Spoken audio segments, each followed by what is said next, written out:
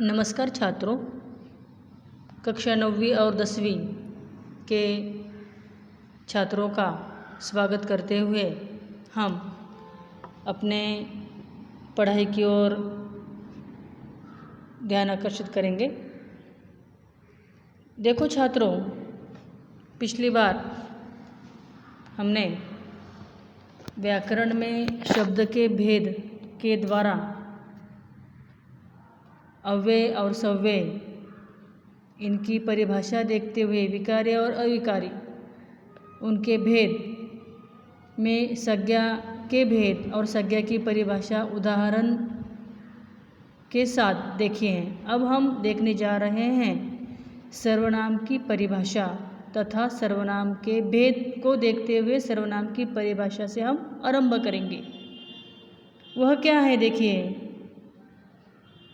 वह शब्द जो संज्ञा के बदले में आए उसे सर्वनाम कहते हैं। जैसे मैं, तुम, हम, वह, आप, उसका, उसकी, वह आदि। इसके शाब्दिक अर्थ को समझे तो यही प्रतीत होता है कि सबका नाम यह शब्द किसी व्यक्ति के विशेष के द्वारा प्रयुक्त न होकर सबके द्वारा प्रयुक्त होते हैं। किसी एक का नाम न होकर सबका नाम होते हैं। मैं का प्रयोग सभी व्यक्ति अपने लिए करते हैं, अतः मैं किसी एक का नाम न होकर सबका नाम है। अब हम सर्वनाम के भेद का परिचय करेंगे। प्रयोग की दृष्टि से सर्वनाम के 6 प्रकार के भेद होते हैं। एक है पुरुषवाचक सर्वनाम, दूसरा है निश्चयवाचक सर्वनाम, तीसरा है अनिश्चयवाचक सर्वनाम, 4 है संबंधवाचक सर्वनाम, 5वें क्रमांक में आता है प्रश्नवाचक सर्वनाम और 6 निजवाचक सर्वनाम। जिसमें पुरुषवाचक सर्वनाम को अब हम देखेंगे। सबसे पहले सर्वनाम के भेद का सबसे पहला पुरुषवाचक सर्वनाम। जो सर्वनाम वक्ता यानी बोलने वाला, श्रोता यानी सुनने वाला तथा किसी अन्य के लिए प्रयुक्त होता है उसे पुरुषवाचक सर्वनाम कहते हैं।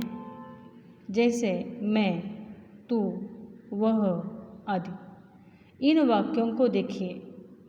उसने मुझे बोला था कि तुम पढ़ रही हो।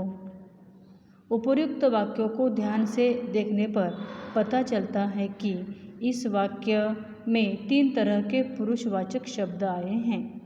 उसने, मुझे और तुम। अतः स्पष्ट होता है कि पुरुषवाचक सर्वनाम के 3 भेद होते हैं। सर्वनाम के भेद में पुरुषवाचक सर्वनाम 3 प्रकार के हैं। एक है उत्तम, दूसरा है मध्यम और तीसरा है अन्य। अभी उत्तम पुरुष किसे कहते हैं? वक्ता जिन शब्दों का प्रयोग अपने स्वयं के लिए करता है उन्हें उत्तम पुरुष कहते हैं। जैसे मैं, हम, मुझे, मैंने, मेरा, मुझको आदि। इन वाक्यों को देखिए। मध्यम पुरुष। इन वाक्यों को देखिए। अब वाक्य देखिए कैसा है। यहाँ पर नहीं दिया है, दिखाया नहीं है, लेकिन मैं समझा रही हूँ। मैं गांव गया था। हम पाठशाला में कब जाएंगे? मुझे छात्रों के प्रति आसक्ति है तथा मैंने उन्हें बहुत समझाया आदि वाक्य जो है।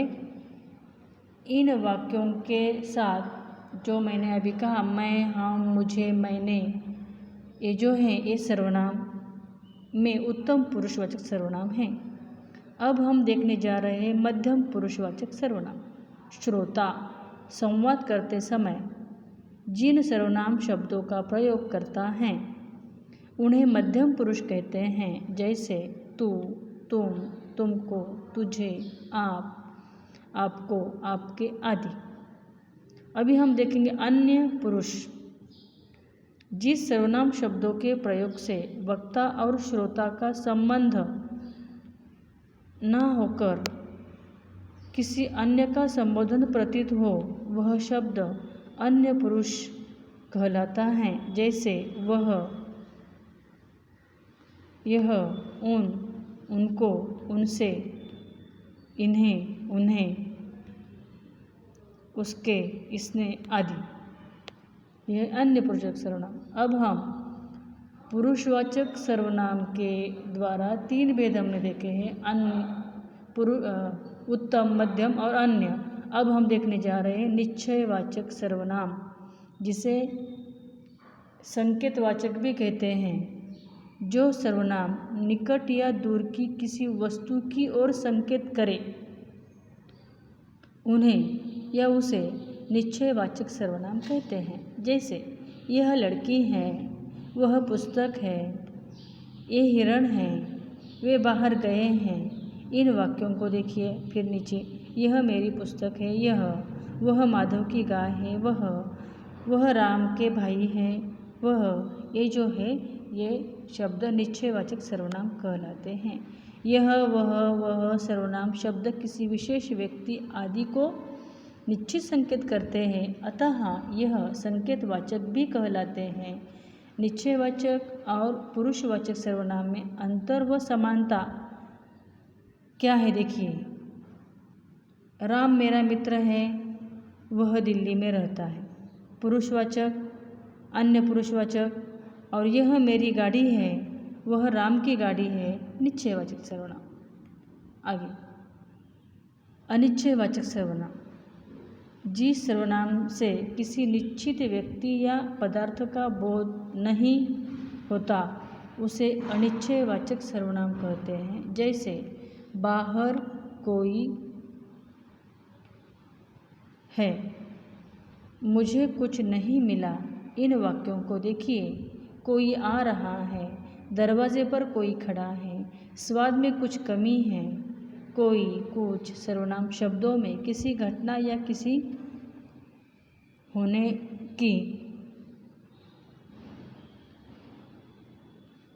होने की प्रतीति हो रही है, किंतु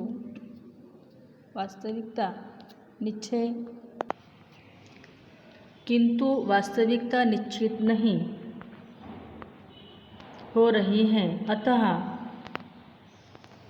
यह अनिश्चयवाचक सर्वनाम है।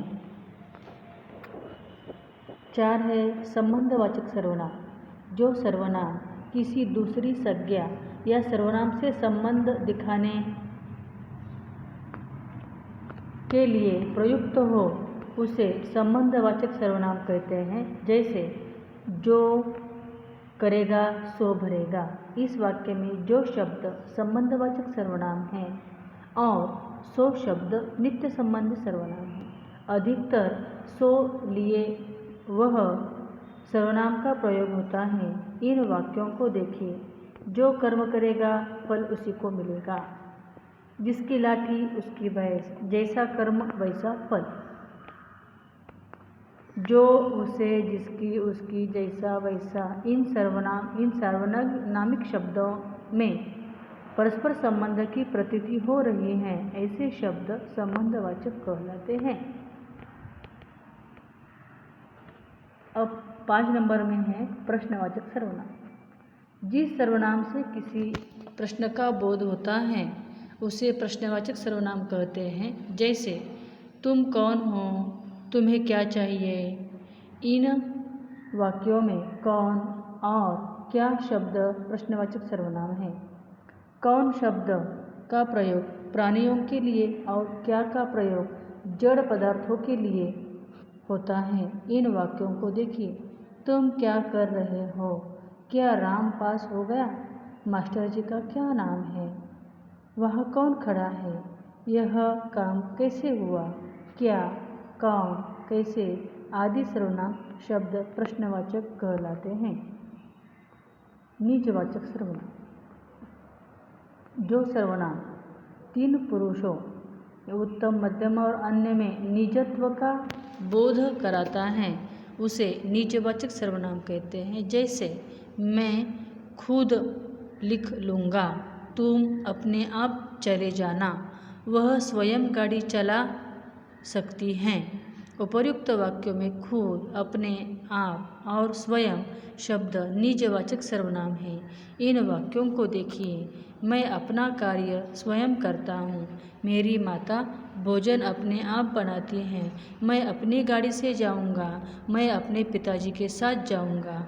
अपना, अपनी, आप जिस सार्वनामिक शब्दों से अपने या अपने तो का बोध हो उसे निजवाचक कहते हैं।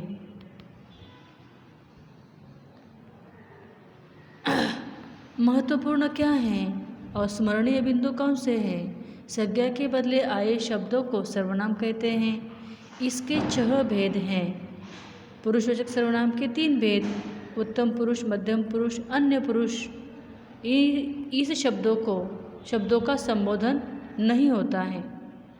इन शब्दों के रूप में पुरुषवाचक, उत्तम पुरुषवाचक सर्वनाम, मध्यम पुरुषवाचक सर्वनाम और अन्य पुरुष। उत्तम पुरुष में मैं, तुम, मध्यम पुरुष में तू, तुम, आप और अन्य पुरुष में वह, वे, यह आदि।